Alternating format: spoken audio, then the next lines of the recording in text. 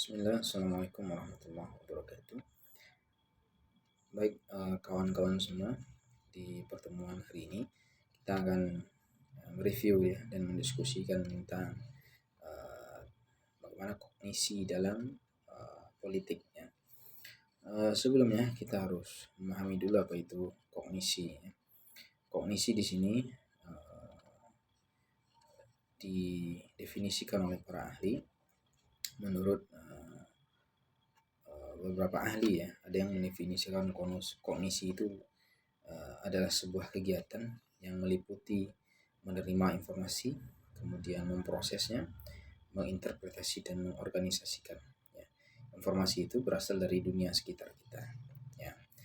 Nah, menurut Kotam di sini, proses kognisi adalah apa yang terjadi antara penerimaan informasi hingga orang merespon informasi tersebut, ya, yang meliputi persepsi. Jadi dalam proses kognisi itu ada persepsi. Persepsi itu adalah proses menerima, memproses, dan menginterpretasi dari informasi tadi. Kemudian ingatan, jadi dia mengingat kembali, artinya dia menyimpan apa yang sudah dia terima dan dia persepsikan tadi. Kemudian atensi, ya ada perhatian di situ. Kemudian penyelesaian masalah, problem solving. Kemudian pemrosesan informasi, bahasa, pikiran, dan perumpamaan. Ini semua masuk dalam proses-proses kognisi. Ya. Pemrosesan informasi, ya, setiap manusia, ya, kita sebagai manusia itu tidak bisa menghitung berapa banyaknya informasi yang masuk ke dalam pikiran kita setiap hari, nggak bisa ya, karena setiap yang bisa dijangkau oleh indera kita dia akan menjadi data, akan menjadi informasi ya. Tapi di antara banyak informasi itu tidak semua yang diproses ya. Orang hanya memproses informasi-informasi yang dianggap relevan ya, penting untuk kebutuhannya ya. Dan ini memang keajaiban pada manusia yang Allah berikan, bahwa tidak semua informasi menyibukkannya.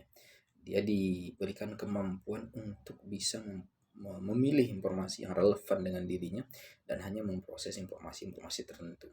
Coba bayangkan kalau seandainya informasi itu semua itu kita terima, kita proses, tentu ini akan membuat lelah otak kita, akan membuat capek psikologis kita ya, dan bisa juga mungkin menimbulkan penyakit jiwa ya. Dan inilah luar biasanya Allah yang Maha Pencipta itu, yang Maha Pengatur itu, memberikan kemampuan kepada kita untuk bisa memilih mana informasi yang relevan dengan kita, yang bisa kita olah, bisa kita pakai, dan kemudian membuang informasi yang lain ya.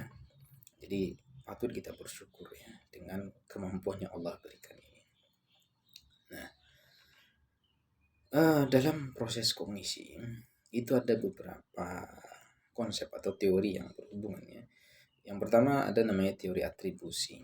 Ya, atribusi itu salah satu perspektif dalam psikologis yang membicarakan tentang bagaimana orang menilai dan mengevaluasi orang lain. Ya, menilai dan mengevaluasi orang lain. Ini banyak teoretikus di sini, terutama teoretikus dalam psikologi sosial ya. Nah, Baron dan Biren mengatakan atribusi itu adalah proses yang kita lakukan untuk mencari penyebab dari perilaku orang lain ya, sehingga mendapatkan pengetahuan mengenai karakteristik stabil dari orang tersebut. Jadi intinya di sini ya, menjadi kunci ya, dari pengertian definisi di sini adalah bagaimana kita mencari penyebab dari perilaku orang lain sehingga kita bisa mengidentifikasi tentang karakteristik pada orang itu, karakteristik yang stabil tentang seseorang atau sesuatu atau benda yang lain ya. Namun atribusi ini dia memiliki beberapa sifat ya. Ada beberapa sifat atribusi ya. Yang pertama ambigu. Jadi atribusi itu bersifat ambigu ya. Jadi atribusi itu adalah sebuah proses yang mereduksi informasi. Jadi informasi direduksi ya, mulai dari penyerapan ya, penyerapan informasi atau data atau sesuatu yang luar sensasi ya, segera yang datang dari luar itu kan kita reduksi dengan indera kita, kemudian kita reduksi juga dengan informasi yang kita miliki dan seterusnya. Jadi ambigu, akhirnya apa yang kita terima itu belum tentu itu yang sebenarnya, atau dia memiliki makna yang ambigu, yang banyak, mungkin lebih dari satu. Nah, cuma nanti ketika kita memilih salah satu dari makna itu, ya itu tergantung dari sikap kita sebetulnya terhadap informasi itu. Ya, tapi belum tentu itu. Makanya ada istilah bahwa persepsi yang kita lakukan itu bukanlah realitas yang sebenarnya. Maksudnya apa yang kita simpulkan dari sebuah persepsi itu bukan hasil yang sebenarnya, bukan realita yang sesungguhnya. Tapi itu adalah hasil reduksi dari pikiran kita, atau dari semua perangkat kognisi yang kita miliki. Kemudian normatif. Jadi yang kedua, atribusi memiliki sifat normatif. Maksudnya di sini dalam proses atribusi itu ada penilaian, ya. Penilaian, ya. Sehingga tadi informasi-informasi yang tidak dibutuhkan tadi itu disingkirkan, dibuang. Bahkan yang tidak sesuai dengan nilainya, dengan normanya itu dibuang. Misalnya di sini ada fenomena buzzer ya, yang sekarang itu sangat sangat banyak dalam dunia politik dan heboh di media. Nah, buzzer ini biasanya dia menggunakan informasi-informasi yang hanya relevan dengan dirinya, yang di luar itu dia akan buang, dia nggak akan terima. Dia akan selalu memunculkan informasi-informasi yang sesuai dengan norma yang dia miliki atau dengan siapa yang membayarnya. Ya, kemudian yang ketiga, sifat atribusi adalah abstraksi. Ya, jadi abstraksi itu maksud di sini bahwa dalam proses atribusi itu ada kegiatan abstraksi mental di situ yang sifatnya konkret, kontekstual, yang menjadi abstrak.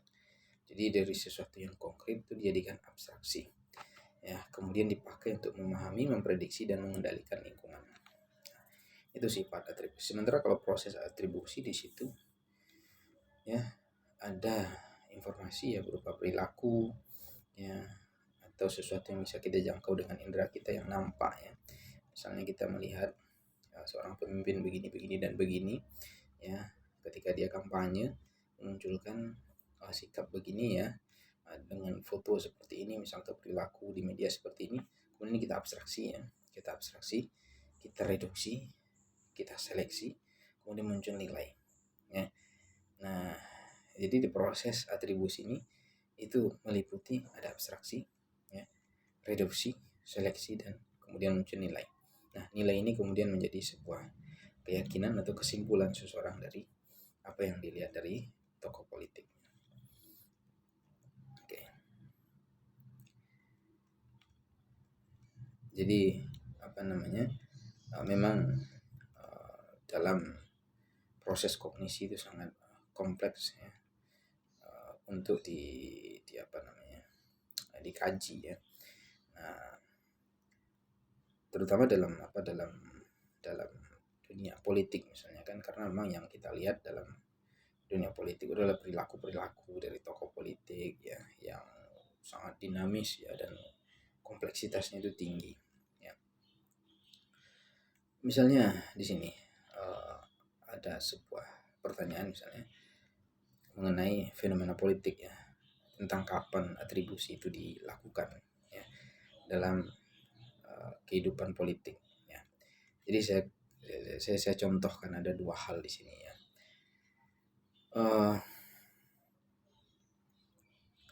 Pertama, ya, atribusi itu dilakukan, ya, dan ini bisa kita rasakan, adalah ketika situasi yang tidak diharapkan atau tidak biasa.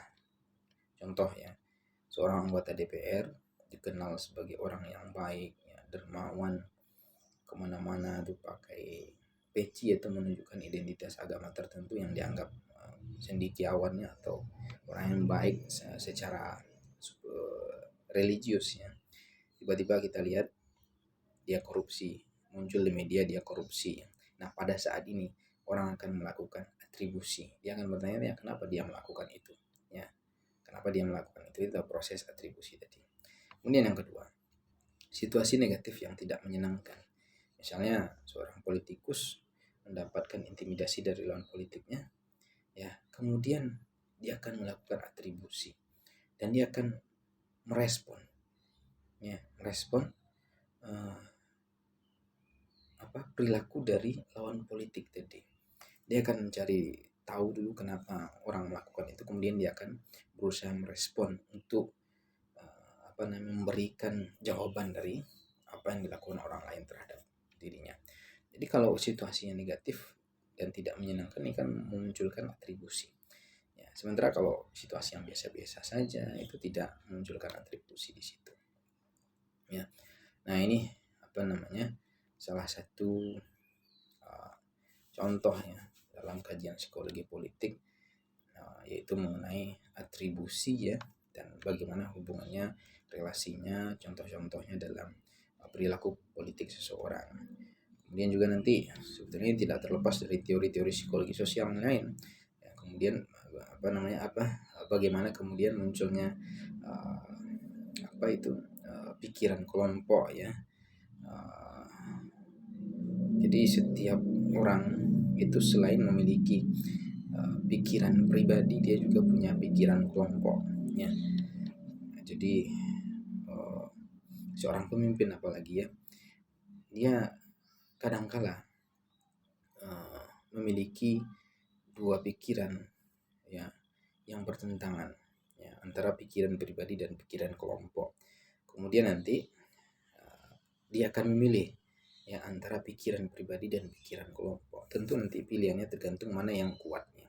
Kalau yang kuat ternyata kelompok ya, pikiran kelompok ya, orang-orang yang mempengaruhinya kuat, tentu dia akan pilih pikiran kelompok dan menyampingkan pikiran pribadinya. Nah, ini juga berkaitan dengan masalah kognisi. Ya, begitu juga dengan persoalan-persoalan yang lain. Ya. Kemudian ada juga misalnya teori tentang in group dan out group ya dalam psikologi sosial itu.